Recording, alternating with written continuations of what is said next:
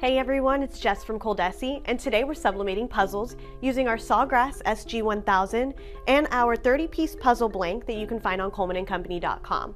Now the great thing about these puzzles is that they're a great conversation piece and they're a unique gift item. So let's go ahead and jump in and show you how to do this. So we are using our text print 11x17 sublimation paper, and we're going to load it into our Sawgrass SG1000, and we're going to fit 2 of our images on one sheet so we don't waste any paper.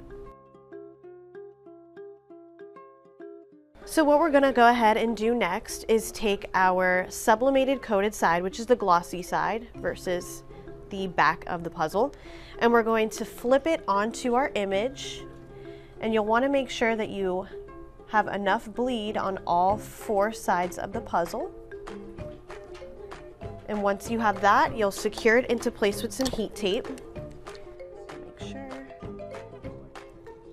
All right, so we are going to go ahead and enter our puzzles into the heat press. You'll want to make sure that you sandwich your puzzles in between 2 finishing sheets, so one on the bottom, one on top of them.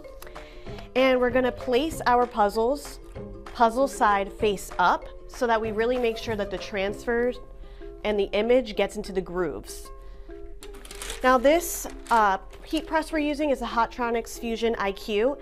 We found that 375 degrees at 60 seconds works best for this heat press. However, it may vary for whatever heat press you guys may have. Just practice makes perfect. Now we'll remove our puzzles from the heat press, and we had a target pressure of 7. Now these are really hot, so I'm just going to go ahead and move them to the work table, but you can rip them off on the heat press if you'd like. Now that we've let our puzzles cool a little bit, like I said, this is optional. We already removed the tape from each side of the puzzle, and we're gonna go ahead and reveal it.